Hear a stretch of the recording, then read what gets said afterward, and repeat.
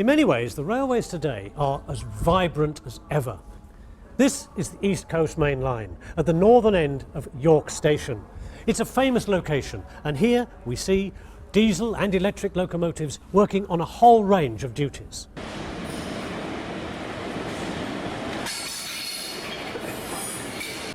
It even sees steam working. In fact, on one memorable day, there were no fewer than 3 steam locomotives working through York.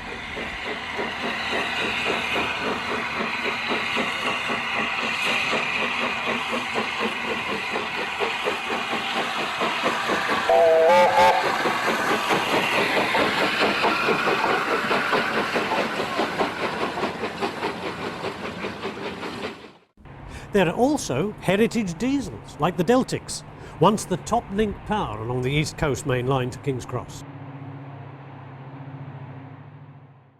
I'm actually standing on the balcony of the National Railway Museum, a treasure trove of our railway history.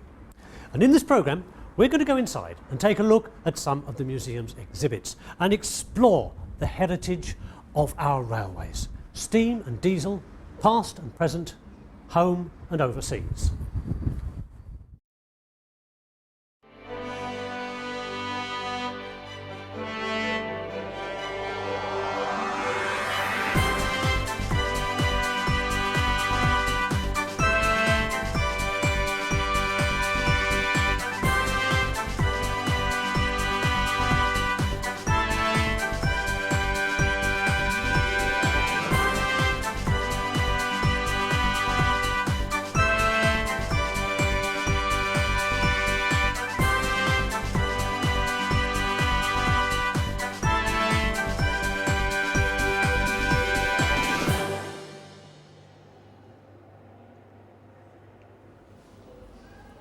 This panel's linked to York Signalling Centre, and it shows all the movements through York Station on the East Coast Main Line.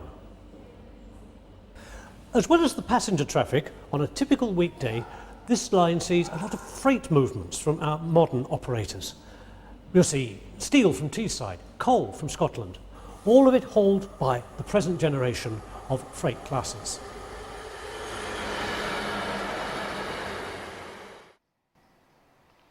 The General Motors Class 66s dominate the freight scene.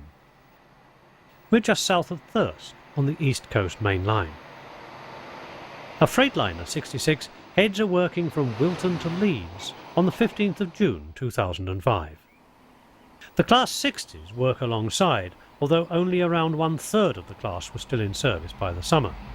66052 heads south with empty tanks from Jarrow to Lindsay on the 15th of June 2005.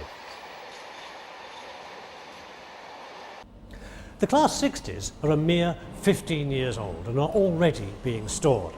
Amazingly, there's some even older locomotives than that working on the Heritage Network, and some veterans too from the National Network. Come on, let's go and have a look at some real classic traction.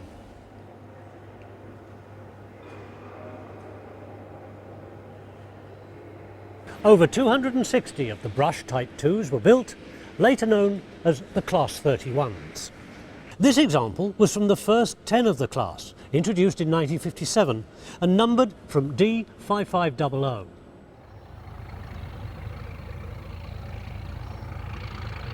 Evoking memories of the class in its early years is D5581 on the Chelsea and Wallingford Railway.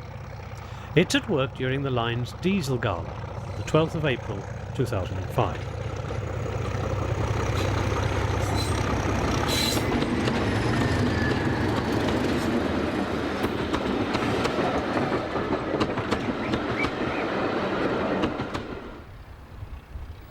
The 31s have long finished in EWS service, but the class remains in action on the national networks in the hands of various operators. On the 22nd, 23rd and 27th of May 2005, Wessex trains used a pair top and tailing a shuttle service from Castle Carey to Swindon in connection with the Glastonbury Festival.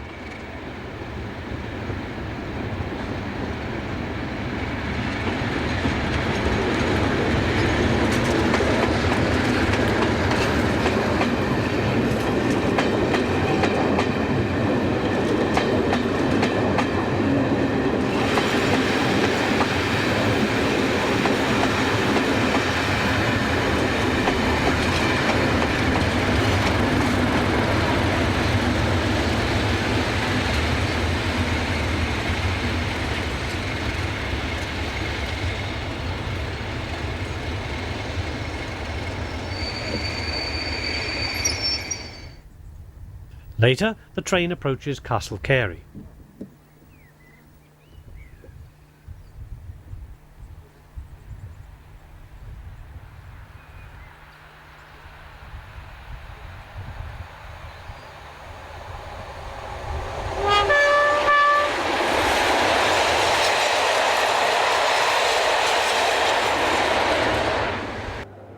Three years after the introduction of the first of the Type 31s came the English Electric Type 3s, later known as Class 37.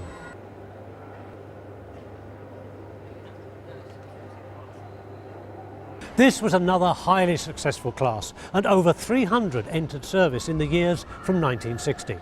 Amazingly, they're still on service on passenger duties on the national network. Let's go to South Wales to hear the throaty roar of these diesel workhorses.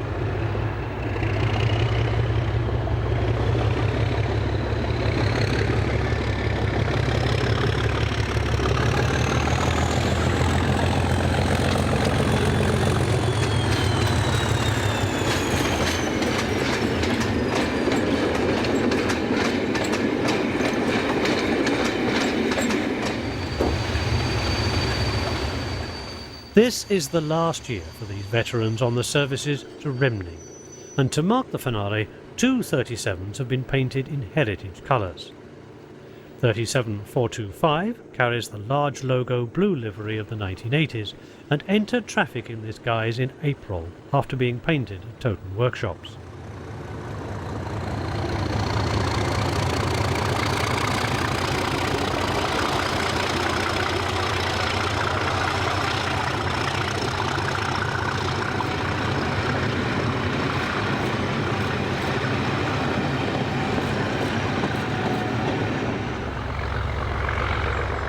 Another South Wales stalwart climbs away from Bargoed on the 7th of May.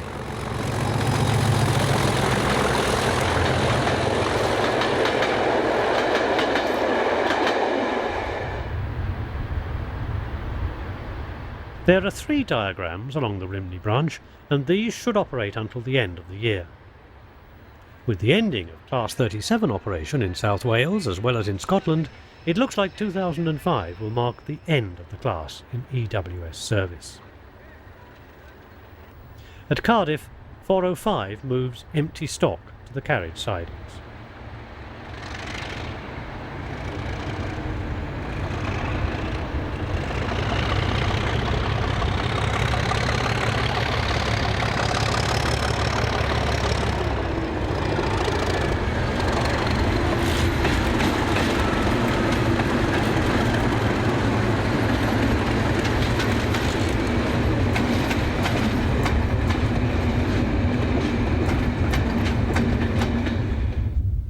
(37411) has also been repainted at Toten for this final year.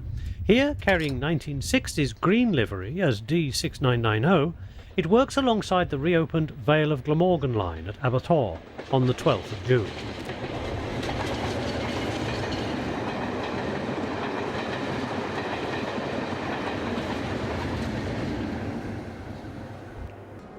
Right, let's move from the Great Hall of the NRM to another exhibit which is still equally important, but hardly in the limelight.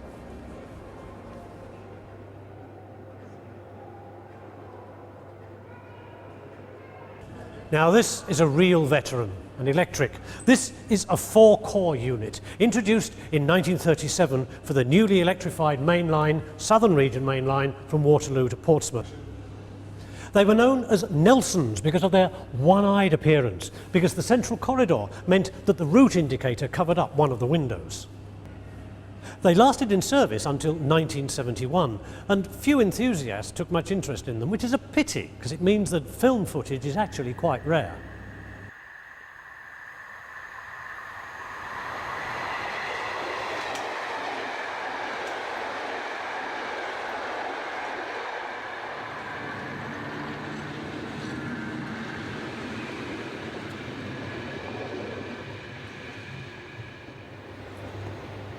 Now, in 2005, another type of third rail stock is heading towards extinction.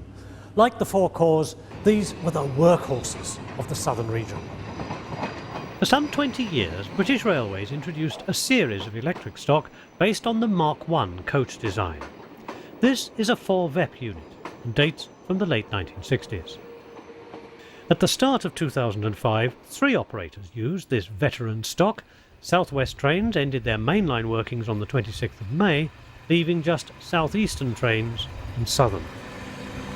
Another 4-VEP departs Salfords on a service from Horsham just before the timetable change. At this time, Southern had 27 units in service.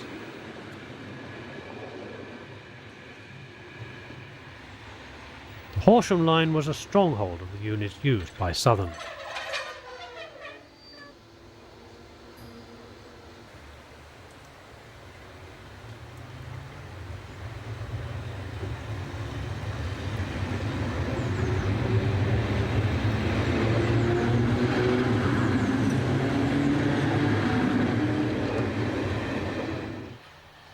Concerns over safety, use of slam doors by a public used to automatic doors, have contributed to their downfall, and the last units are expected to be withdrawn in October 2005.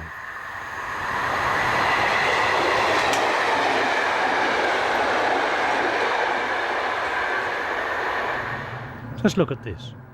Wooden crossing gates, more in keeping with the age of steam, still in use on a main line. They provide a fitting backdrop to this 4-VEP.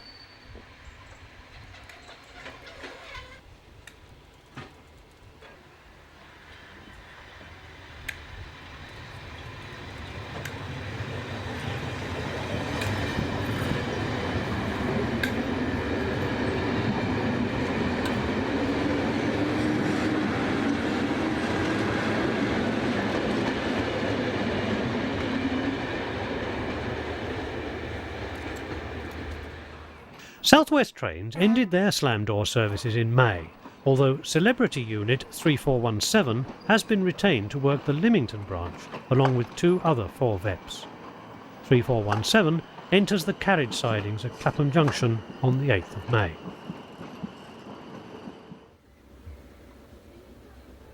By the midsummer, South Eastern Trains still had 40 of the units in service, and a stronghold of their operations was in Kent, as the class is based at the depot at Ramsgate. This is a train from Dover to Ramsgate.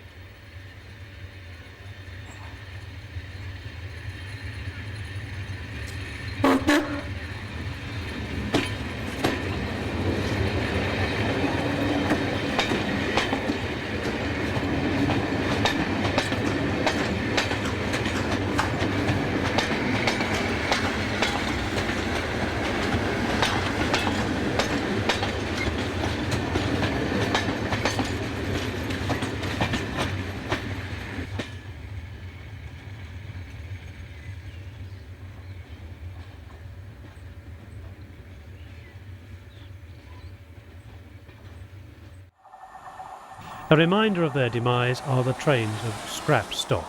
Here, 66703 hauls 3 VEP units from Shoebury Nest to Newport in South Wales.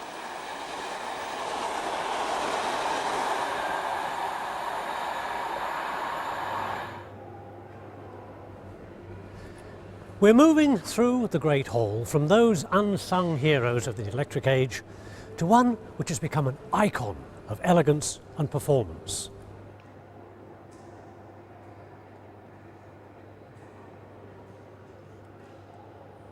You can't say that the Deltics were overlooked by the enthusiasts. Few diesels have made such an impact.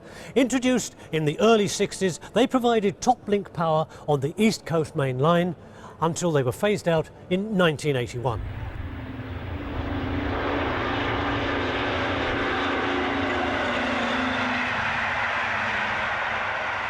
The Deltic's very distinctive exhaust sound came from the 36 two-stroke pistons arranged in a triple V formation, and there's an example of one of these power units in the museum.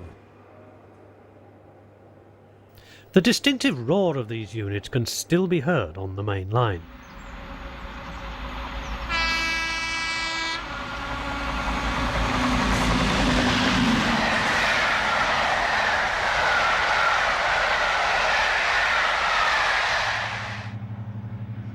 On the 22nd of April, number 55019 Royal Highland Fusilier leaves the railway centre at Barrow Hill in readiness for a main line working.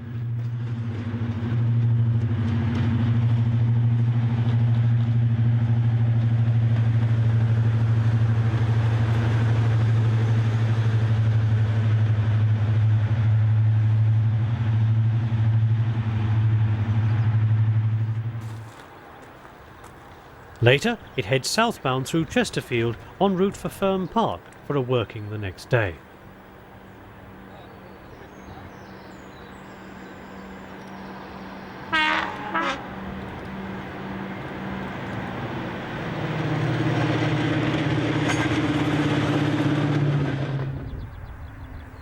That working was from King's Cross to Edinburgh, with a charter for the Deltic Preservation Society. Here it passes Colton Junction on the leg from Doncaster to York.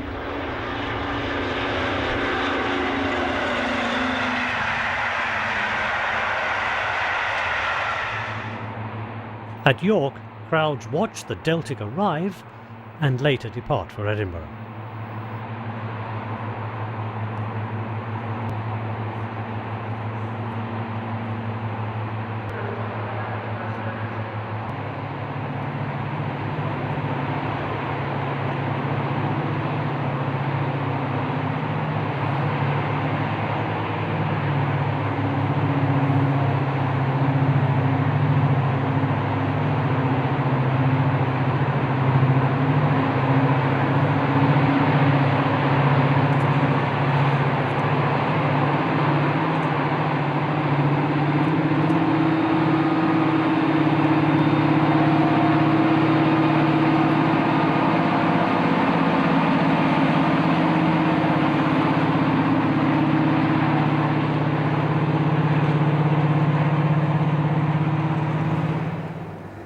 So, now let's go to the new generation of the East Coast Main Line and see the 21st century face of Britain's railways.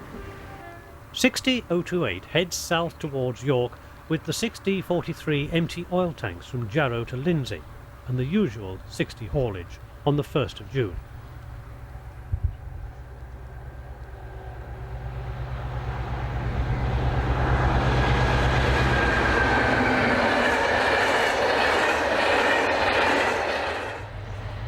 The Class 60s still see action in South Wales. Here, steel empties are being worked from Dee Marsh to Newport on the 13th of May 2005.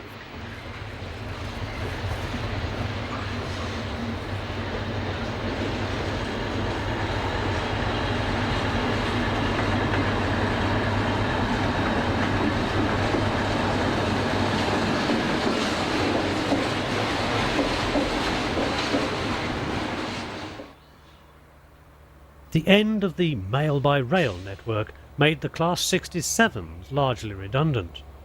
They found alternative work on special trains and the occasional freight working for which they were never really designed. The 6M33 Avonmouth to Wembley enterprise sometimes sees 67 haulage. Here it heads through Taplow on the 9th of June 2005.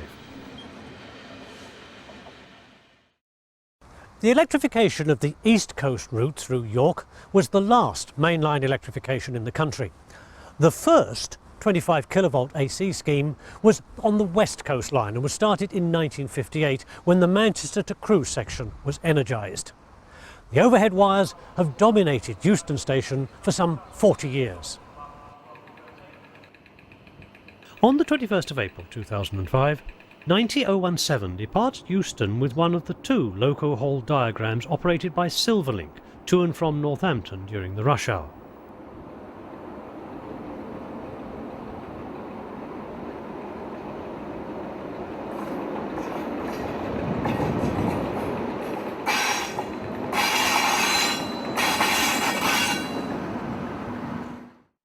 '87002 departs on a Virgin service for Wolverhampton on the same day. This was one of the 87s painted in special colours to mark the finale of the class in Virgin service.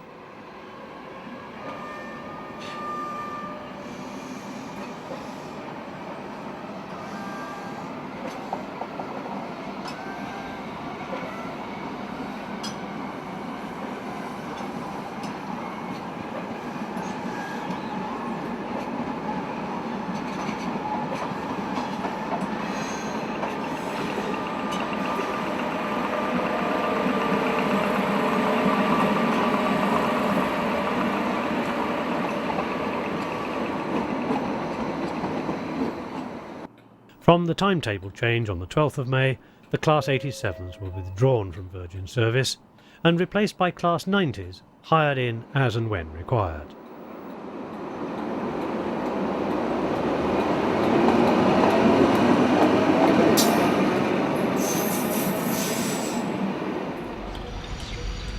Some of the former Virgin stock displaced from the West Coast Main Line has been pressed into service north of the border on the branch to North Berwick.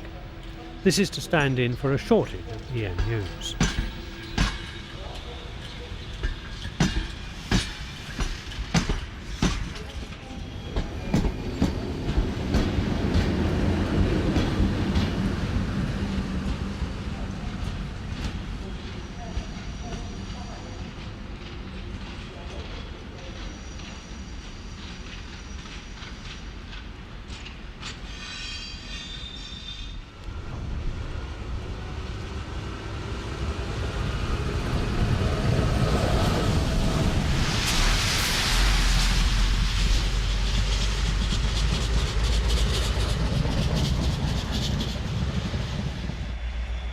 Class 57s are now used by Virgin to drag pendolinos over non-electrified lines. This is a service from Euston to Wolverhampton, running via Nuneaton due to engineering work on the 9th of April 2005.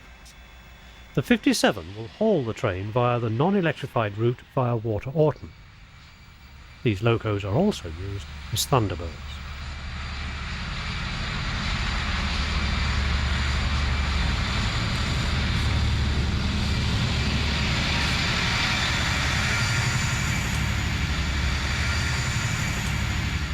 Overhead electrification was preceded by some third rail schemes.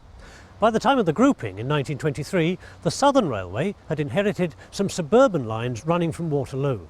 Let's take a look at Clapham Junction and sample some of the workings from this fascinating location. The following scenes were taken on the 21st and 26th of May 2005. These empty wagons are en route for Acton Yard. These barrier vans, on an as-required duty, are being returned from Brighton to Derby following a delivery of stock the previous day.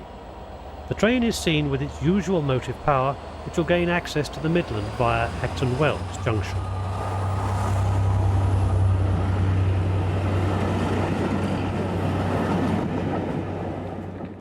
Platform 12 for the 12:35. A stoneworking from Cliff to Purley heads south and gains access to the main line towards Wimbledon.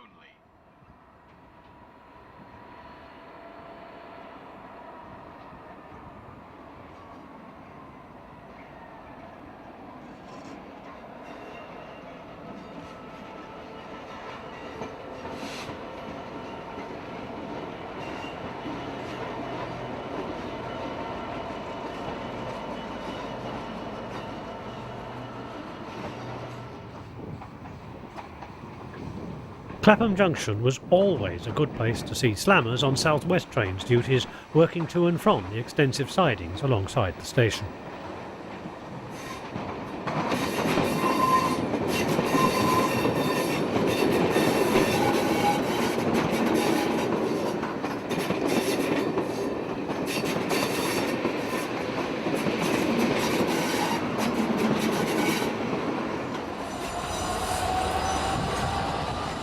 A reminder of the rundown of slam door stock is provided by 66715 moving 2 4-Veps from Wimbledon to Shoebury-Ness. The train will take the junction for Kensington Olympia and will reach its destination via the North London line.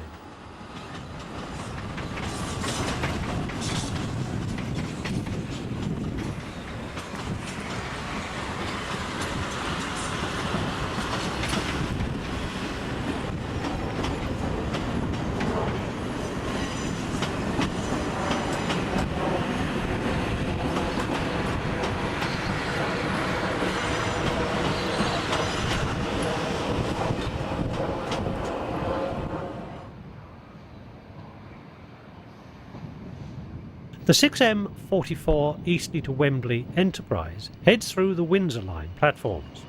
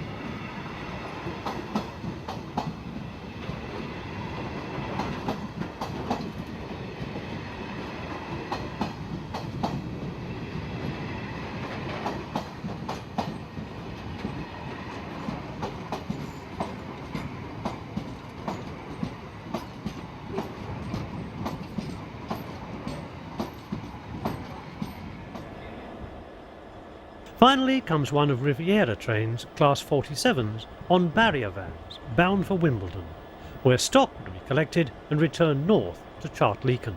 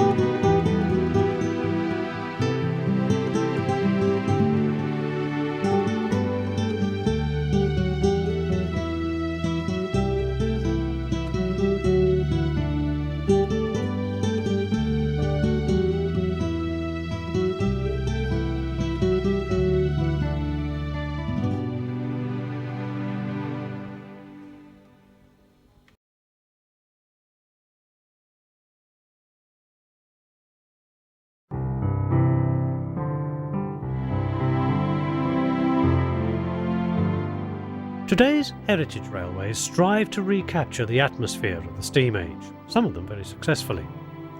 We'll step back in time for a while to the final 2 or 3 years of the steam era before it all came to an end in 1968.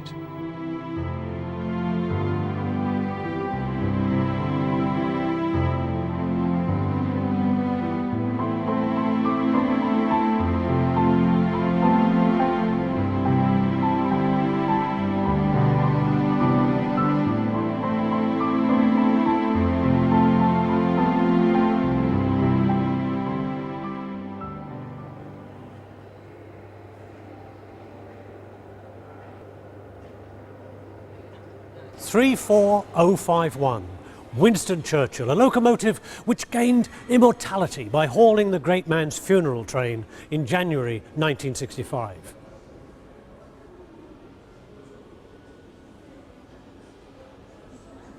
Right up to the end of steam on BR, the merchant navies attracted a very loyal following. Memories of steam mixing with electric power on the main line from Waterloo to Bournemouth.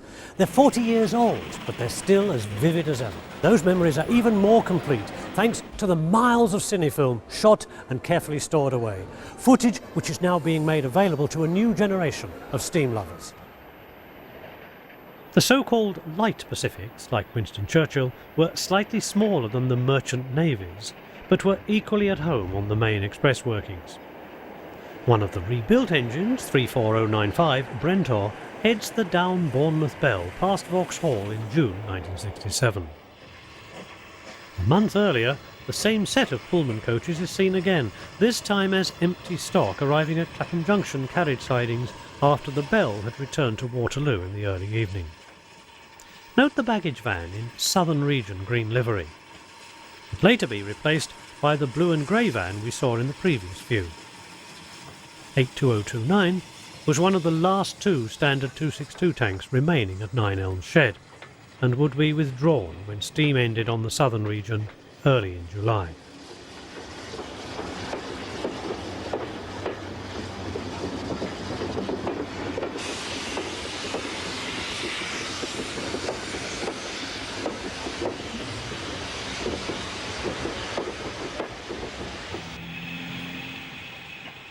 Standard 264 tanks were also based at Nine Elms for empty stock workings. 80154 was the last of the class to be built.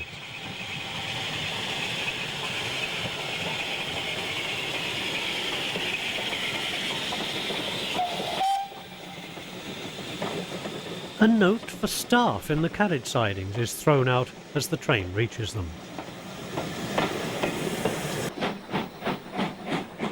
Now another 264 tank, 80143, sets off from Clapham Junction with empty stock for Waterloo.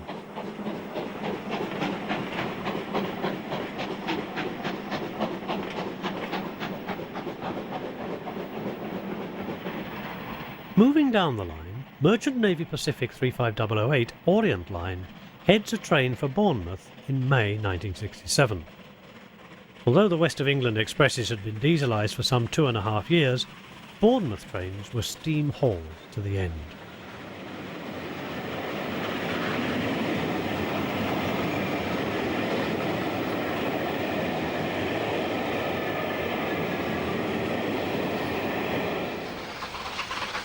It's followed by 35028 Clan Line, again heading for Bournemouth.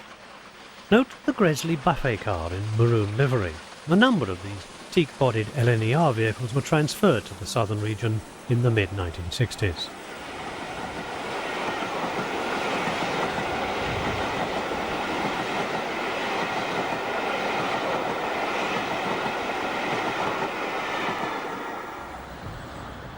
Next comes another Merchant Navy, this time approaching Weybridge, with an up train from Bournemouth to Waterloo.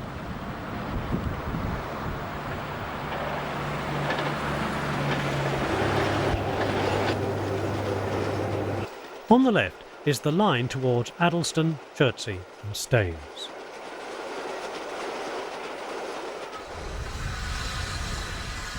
"35028 Clan Line is one of several merchant navies which survive today.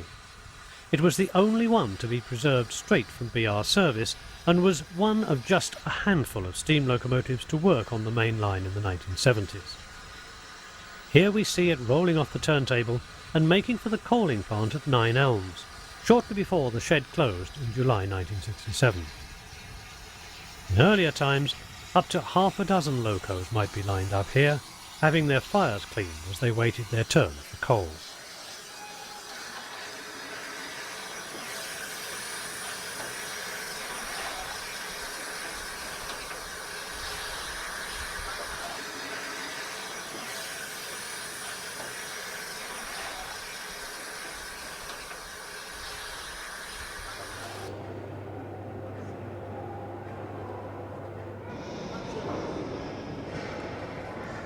It's been many years since this A4, 4468, Mallard worked the main line.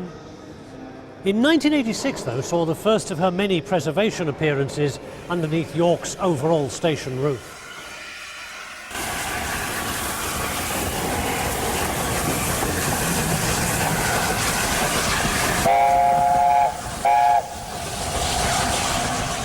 Gresley Pacifics saw out their days in Scotland. Displaced from the East Coast main line from King's Cross, they put in some magnificent appearances between Aberdeen and Glasgow.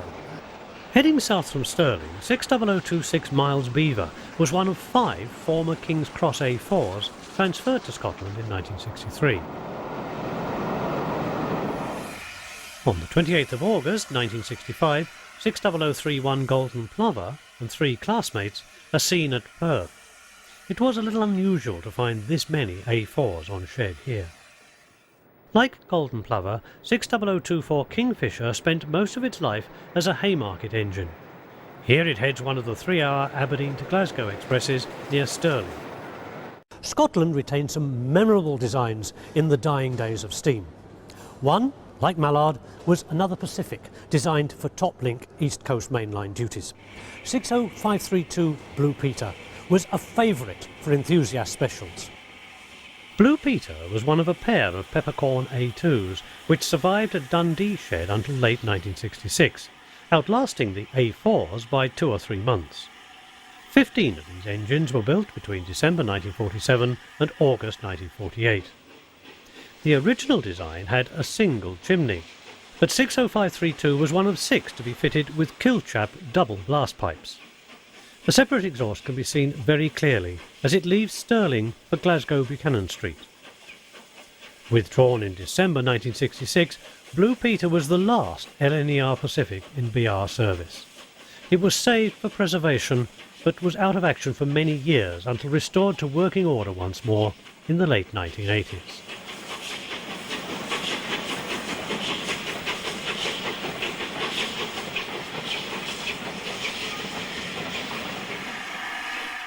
In this view, the A2 departs from Aberdeen.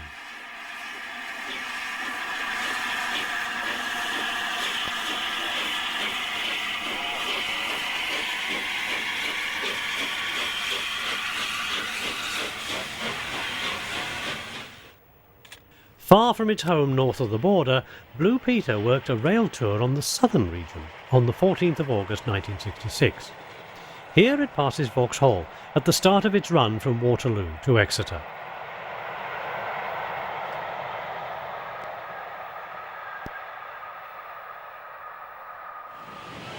A few veteran 060s were still at work in Scotland in 1966. The J37 was a 1914 North British Railway design. In complete contrast is this BR Standard Britannia Pacific, dating from 1951. 7001 Lord Hercombe departs southwards from Stirling. It's probably working from Perth to Carlisle, where the remaining Britannias were based at Kingmore Shed at this time.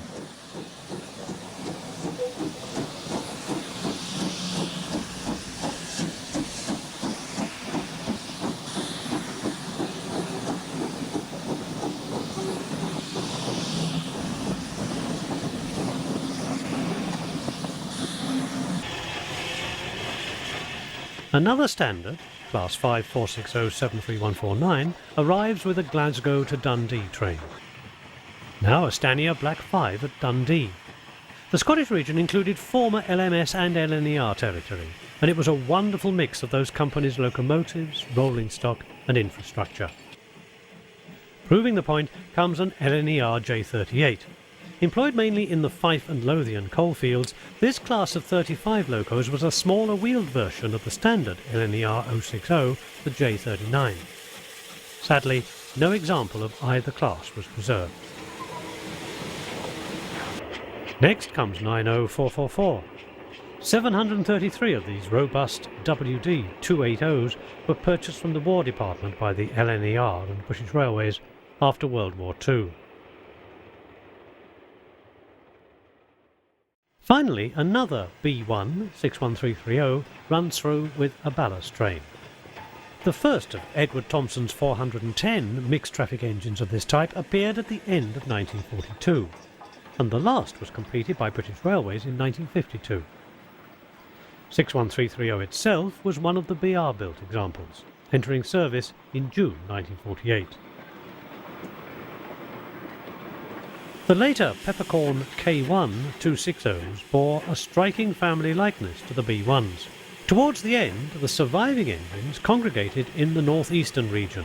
62024 was allocated to North Blythe. Now Shedmate 62022 trundles past with another train of 21-ton hopper wagons. While the 16-ton mineral wagon was generally used elsewhere for coal traffic, the 21-ton hopper was especially favoured in the northeast of England.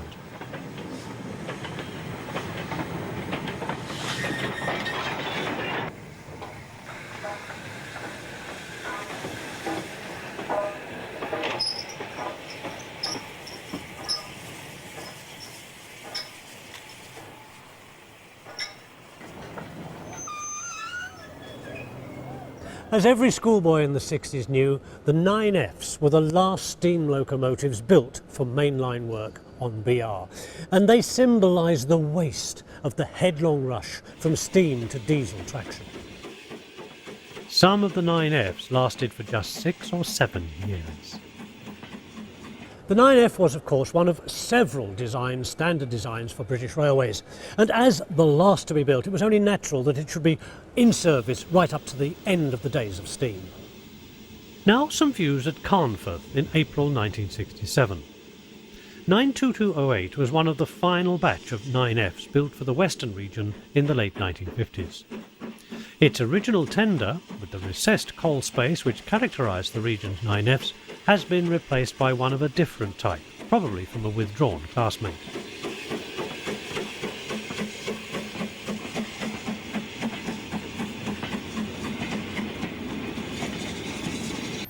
Another of these magnificent 210s follows northwards with the ballast train. The 9F was numerically the largest class of BR standard locomotives, with 251 examples built between 1954 and 1960.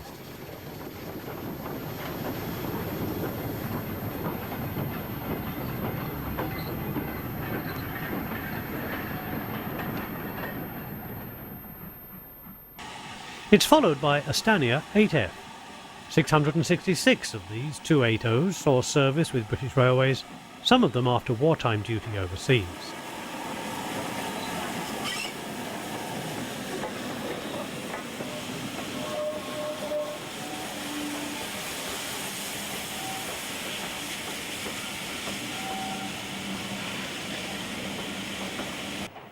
Even more numerous were the Black 5 460s, of which a total of 842 were constructed.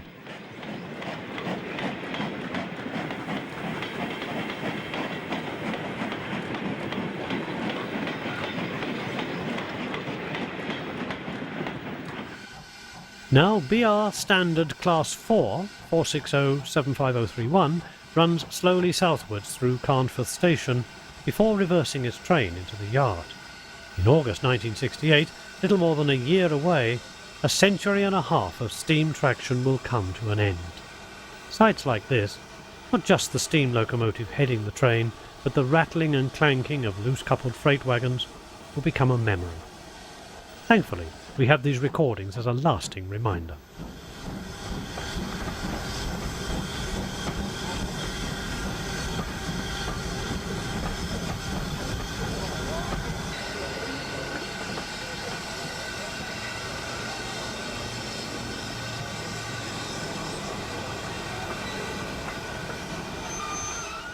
Our tour concludes at York, now the home of the National Railway Museum. Holbeck-based Black 5 45428 is on rail tour duty shortly before its withdrawal in 1967 and subsequent preservation. The train is taken over by 45562 Alberta, one of the last few Jubilees in service, all based at Holbeck.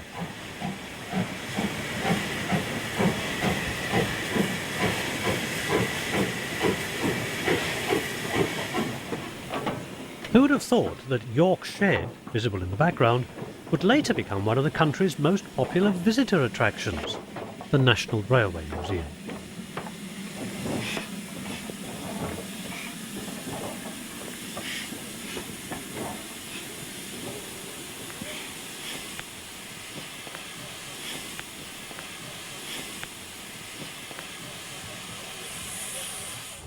Finally, 70035 Rudyard Kipling runs through the station. Introduced in 1951, the Britannias were the first of the BR Standard engines and began the last phase of development of the British steam locomotive.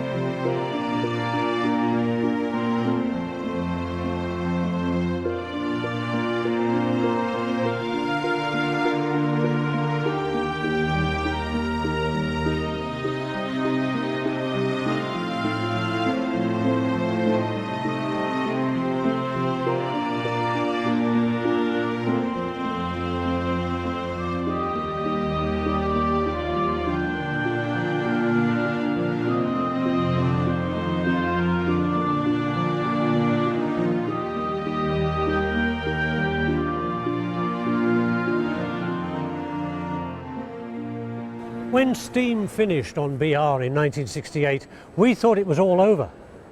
How wrong we were. Nowadays, the length and the breadth of the country, there's steam action virtually every day of the year. And some of the icons of the steam age are here in this very museum.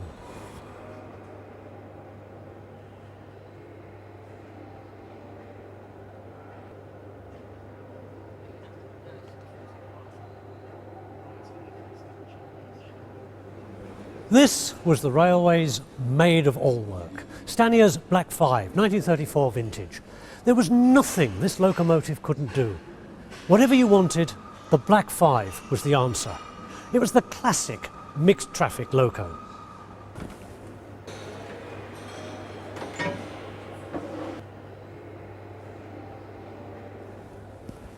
Back in the spring, one locomotive of this class was to go and work in an area and on a type of service that would have been very, very familiar in the days of steam. Sister locomotive 45407 was to work on a shuttle from Altrincham to Chester. So let's take a look at a workaday locomotive on a workaday service. It could almost be 1968, when steam was in its final months in the northwest. The crowds have gathered at Hale Station to watch the second of the day's shuttles from Altrincham to Chester on the 1st of May 2005.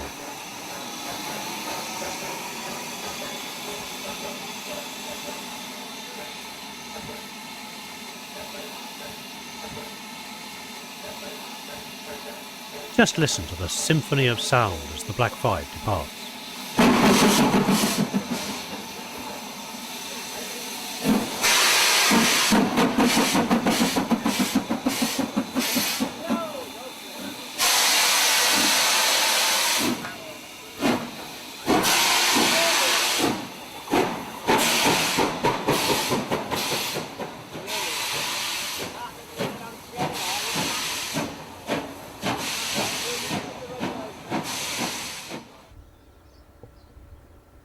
A classic view as the train approaches Chester on another run.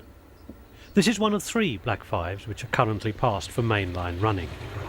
This example also sees use on the East Lancashire Railway and the North Yorkshire Moors Railway.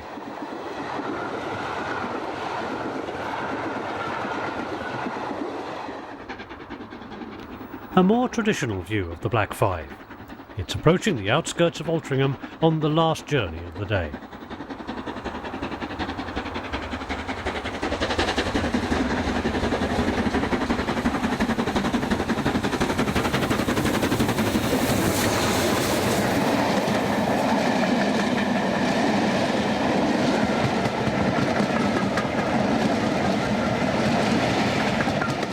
Let's move from this workhorse of the LMS to some rather more glamorous designs. The Great Western Railway was the first to have a policy of standardisation. Its designs followed a coherent pattern which was set by just 8 chief mechanical engineers, very powerful figures whose designs led the field. The Star class was introduced by Churchward in 1907, and it led to the Castles and to the Kings, the premier express locomotives of the GWR. 5051 Earl Bathurst makes a thunderous ascent of Whitehall on the 26th of March 2005.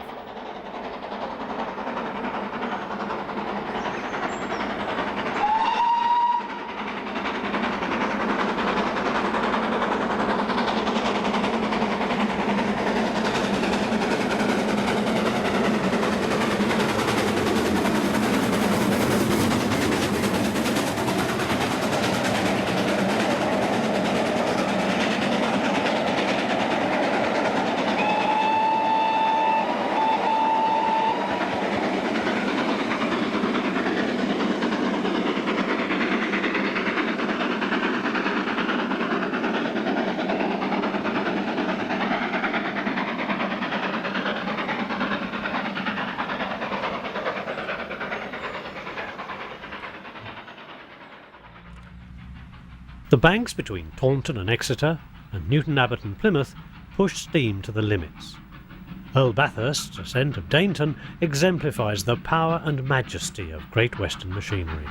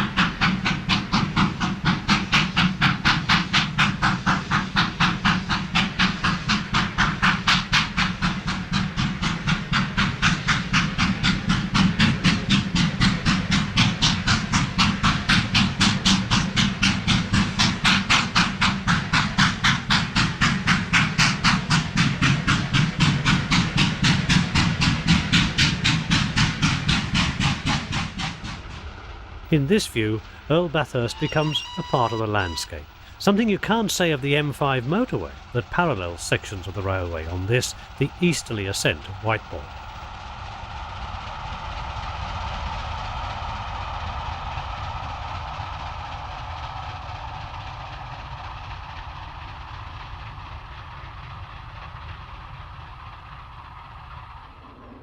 The Kings were the ultimate express power of the GWR. 6024 King Edward I heads from Evesham to Worcester on the 21st of May 2005 with a Cathedrals Express.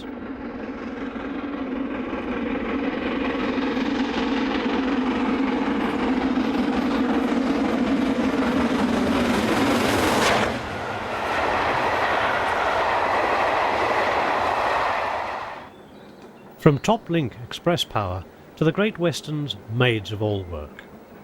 5972 Alton Hall accelerates away from York with a Scarborough Spar Express on the 2nd of June 2005.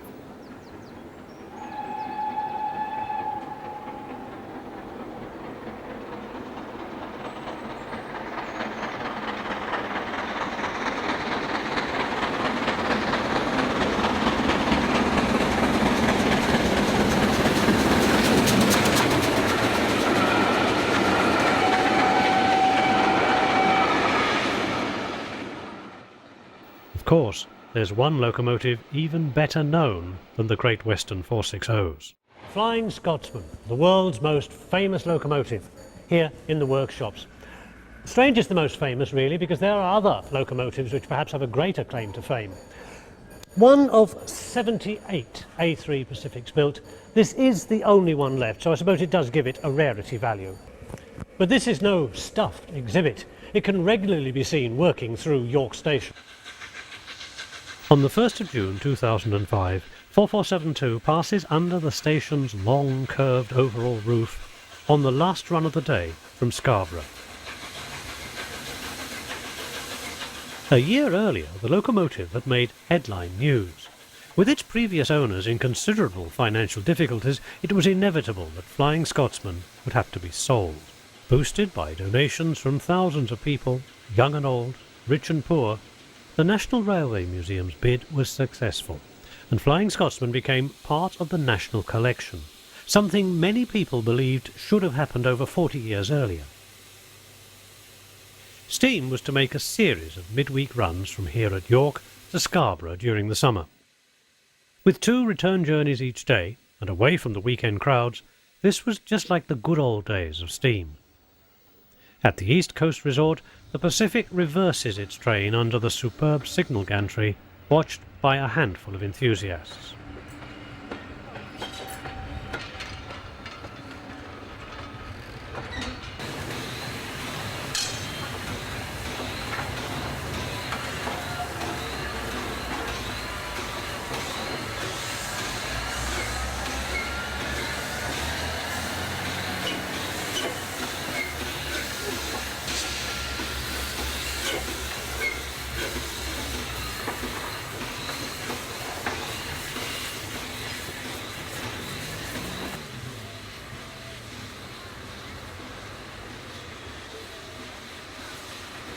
For the purist, Flying Scotsman doesn't look quite right. In this LNER apple green livery, the A3s never had smoke deflectors and a double chimney. These weren't added until the British Railways era.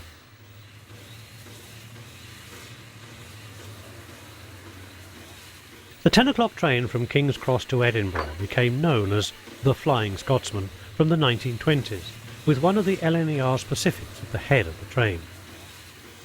For part of this period, it had the distinction of making the 393-mile journey non-stop. 2 crews were needed, and the changeover was accomplished by means of the corridor tender.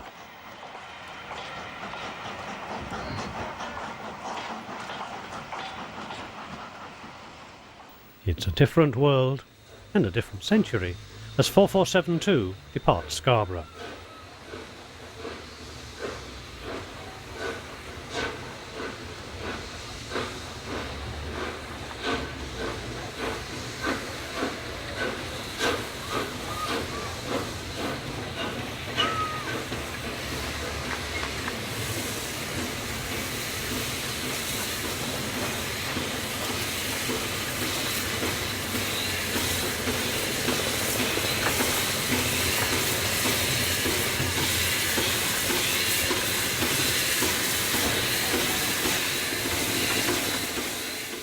much of the original locomotive survives from the 1920s is debatable. The boiler dates from the 1940s, while other parts were sometimes replaced or renewed. Some say that only the connecting rods are from the original machine. So, is this Flying Scotsman at all?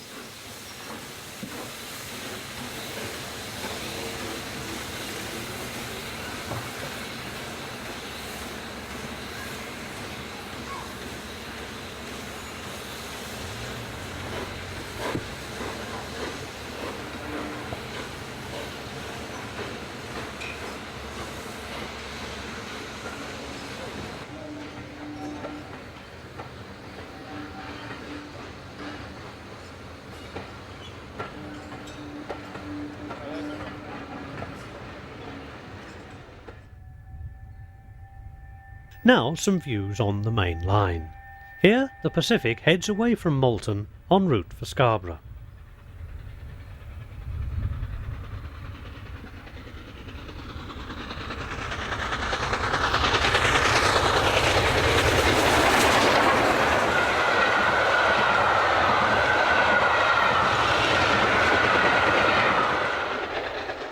Now 4472 heads away from the outskirts of York.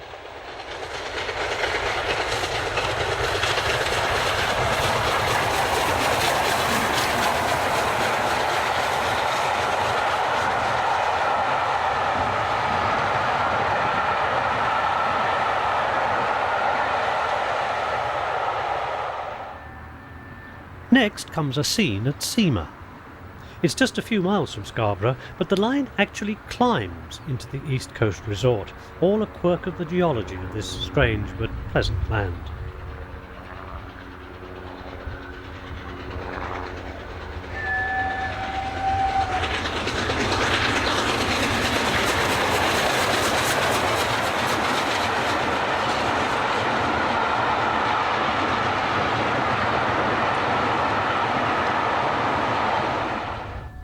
The Vale of York provides some classic backdrops, although the route's rather flat, a bit like the East Coast Main Line, really.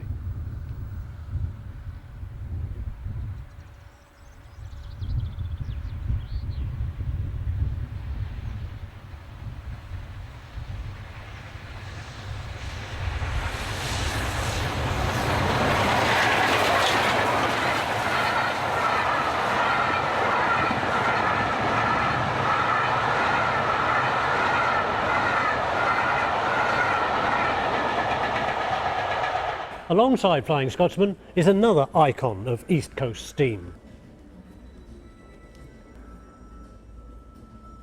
The engines that won the war. Built by Gresley for fast freight on the East Coast Main Line, but equally at home on freight or passenger duties. Some say this is the most perfectly proportioned steam locomotive ever, and it's shown to perfection in this view on the North York Moors Railway on the climb from Gromont.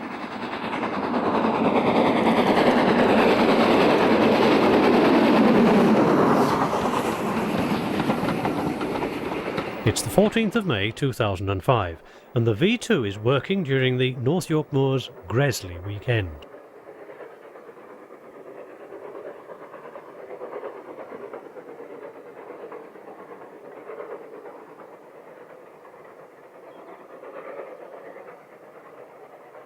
If Gresley was the master of the LNER, then Bulleid's name is synonymous with the Southern. Bulleid's Pacifics. I bet he never thought he'd see one like this. Ellerman Lines has been sectioned to show how a steam locomotive works. This locomotive was withdrawn in 1966 and spent the next 8 years at Barry. It moved to York, where it's been on display in this form ever since.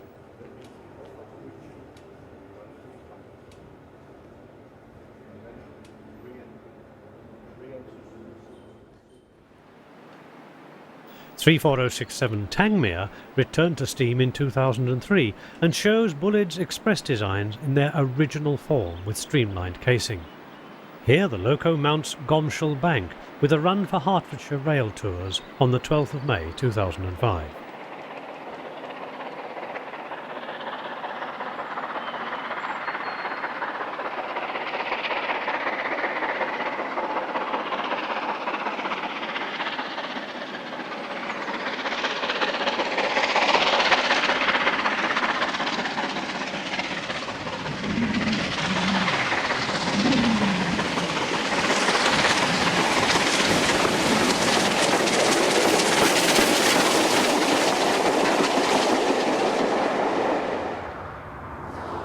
The other mainline bullet is 34027 Tor Valley, here running as 34045 Ottery St Mary.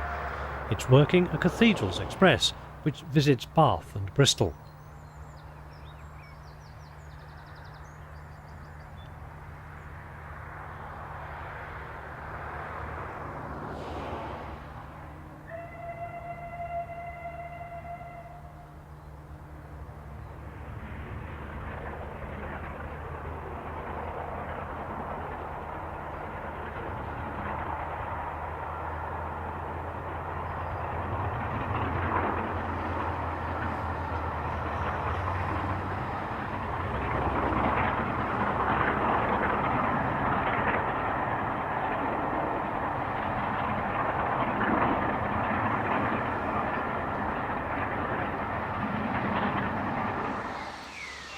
On the 11th of May, the same locomotive arrives at Littlehampton, the head of a tour from London.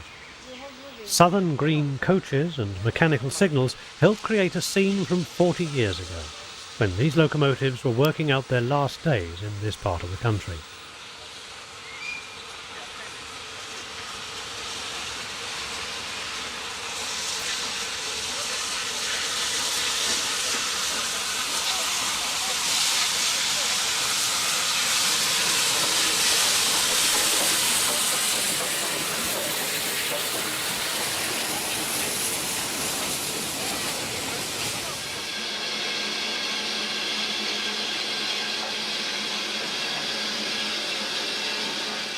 Tor Valley has run in the guise of the long-scrapped Ottery St Mary for some considerable time. The discovery of a cracked cylinder came within days of this run, thwarting the plans of rail tour promoters keen to make the most of 34027's final months of mainline running before its ticket expires. However, recent months have seen the return of another Pacific to steam. 34028 Eddystone is now a stalwart of the Swanage Railway. The class often worked summer extras on this line through the Purbex, with tender first running involved as the turntable at Swanage was too short. The loco departs Norden, the present terminus of the line, on the 16th of April 2005.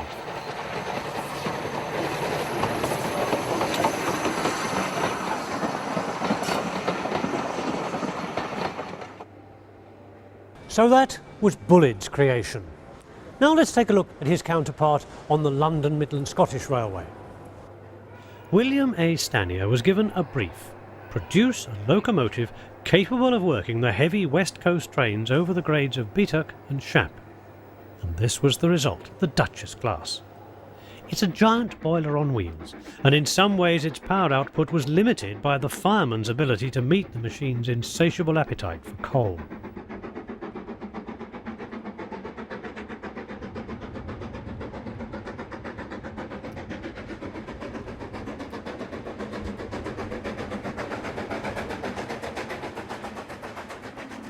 Duchess of Sutherland is a regular mainline performer, and on this occasion passes Treaton en route from Scarborough to Derby on the 7th of May 2005.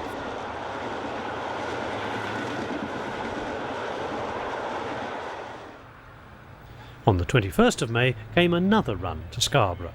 Here the Pacific approaches Moorthorpe Station.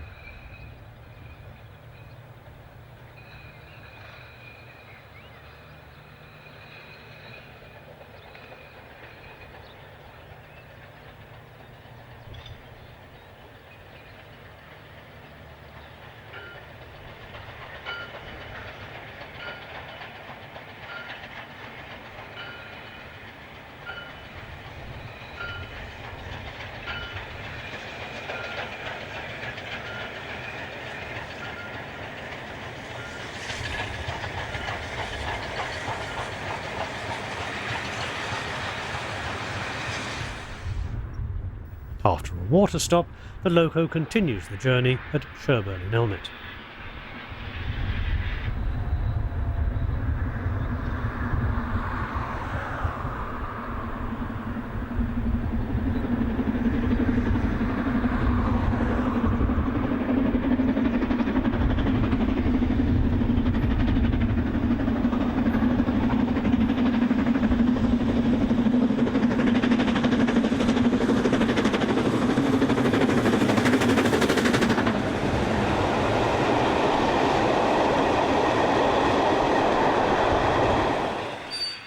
British Railways matched the power of the Duchesses with their own Class 8 Pacific Duke of Gloucester.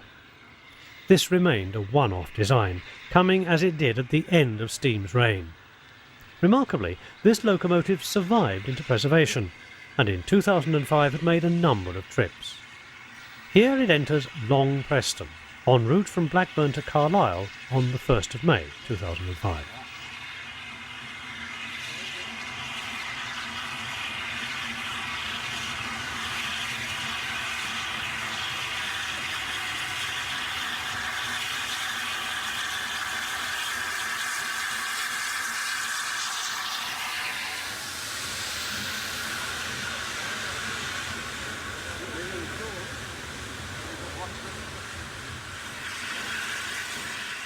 The size of the boiler is evident as it stops for water.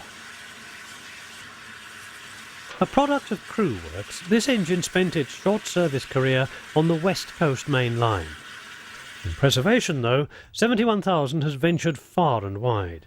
Here it is on the East Coast Main Line to the north of York on the 23rd of April 2005.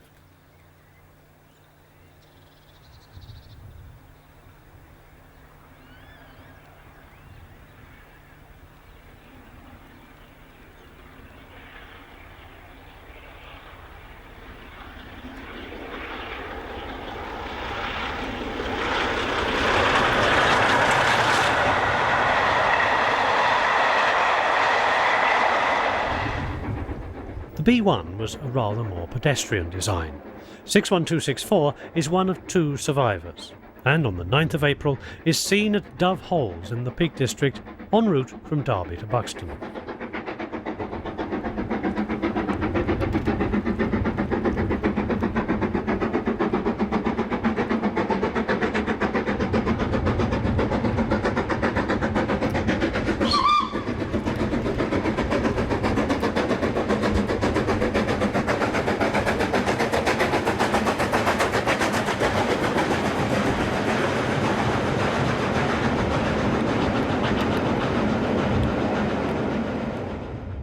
Climbs away from Buxton in typical Pennine conditions, steady rain in a bitterly cold wind.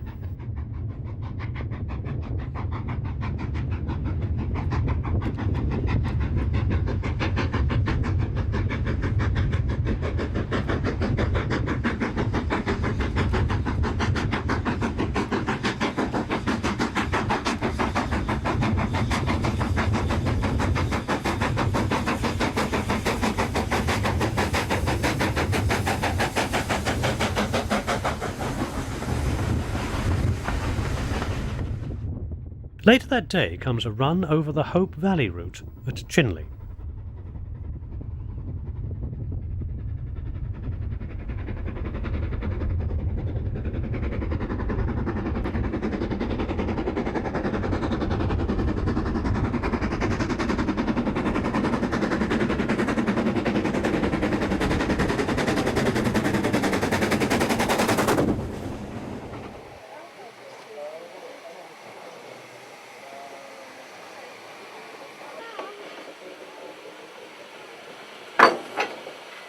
(62005) at the North Yorkshire Moors Railway, this time a 260 design from the LNER.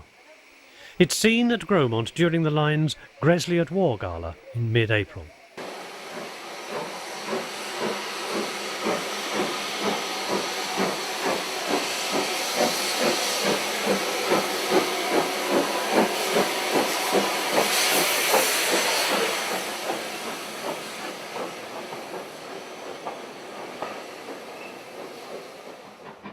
Next, the K1 is hard at work on the long climb to Goathland.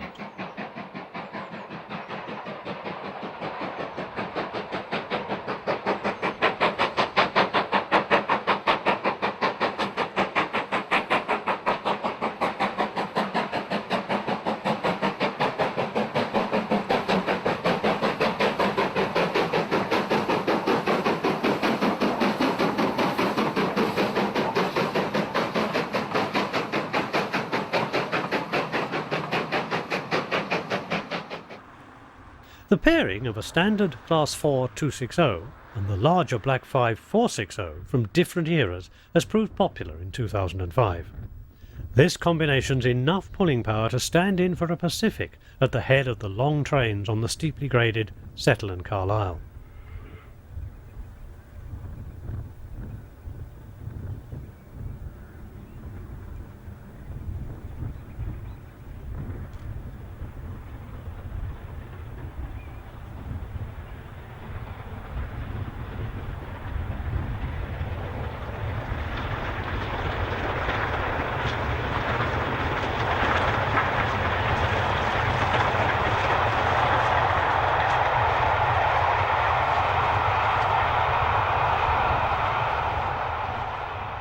From the winding River Eden to one of this line's magnificent viaducts at Garsdale.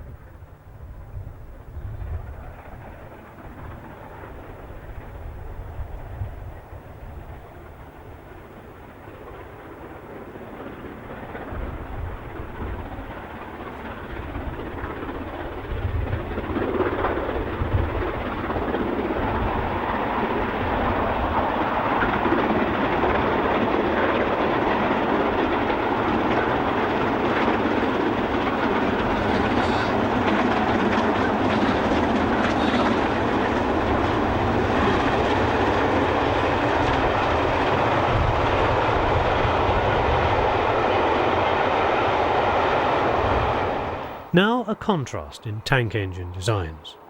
The rear locomotive had seen over 50 years' service before Brighton Works built number 80078.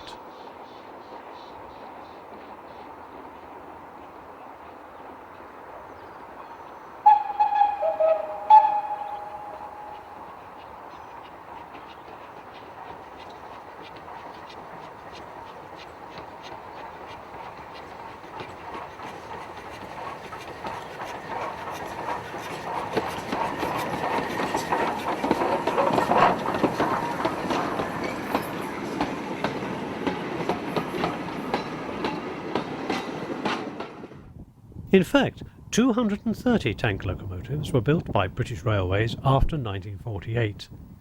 The onward march of modernisation meant they had such short working lives.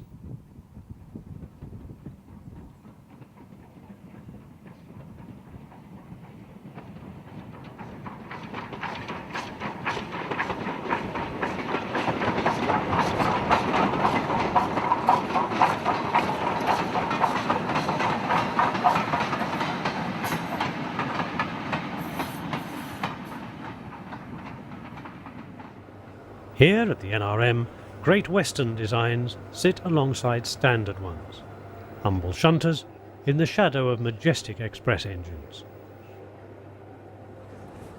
A trip round this National Railway Museum gives us so much of an insight into our railway heritage. It's all here. Steam, diesel, electric. Everything to be remembered. And just a short trip away, over on York Station, one of the museum's standard bearers is still at work. 4472 heads away from the station, having hauled trainloads of holidaymakers to Scarborough. What a fitting tribute to the steam age.